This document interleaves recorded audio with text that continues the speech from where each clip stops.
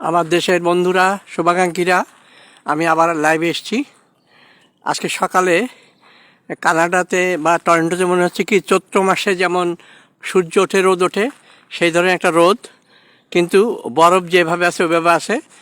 এই মুহূর্তে তাপমাত্রা -7। আমি এখন কাকলির বাসার সামনে দাঁড়িয়ে আছি। আপনারা দেখছেন যে তুষারগুলো সেই একই রকম আছে। তো এই মুহূর্তে বাইরে অত ঠান্ডা না, রোদের একটা তাপ আছে। অতএব আমি বাইরে আসলে দেশের আমার অনেক শুভাকাঙ্ক্ষী আমাকে রাগারাগি করে, তো আমি শরীরের অবস্থা বুঝেই বাইরে এসেছি, তো এইগুলো দেখাবার জন্যে।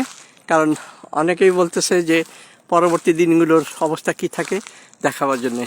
তো এই যে দেখেন, আপনাদের জন্যে এই ছবিগুলো পাঠাচ্ছি। আমি আছি ভালো, এখন টরন্টোতে সকাল 10টা বাজে। তো সবাইকে শুভেচ্ছা। আস্তে আস্তে বোধহয় আবহাওয়া আরও ভালো হয়ে যাবে। পরবর্তীতে আবার যখন কোনো এই ধরনের অবস্থা আসবে আমি আপনাদেরকে দেখাবো। আমি এই মুহূর্তে কাকলির বাসার সামনে দাঁড়িয়ে আছি। ধন্যবাদ সবাইকে, আশীর্বাদ সবার জন্যে, আমার জন্য দোয়া করবেন।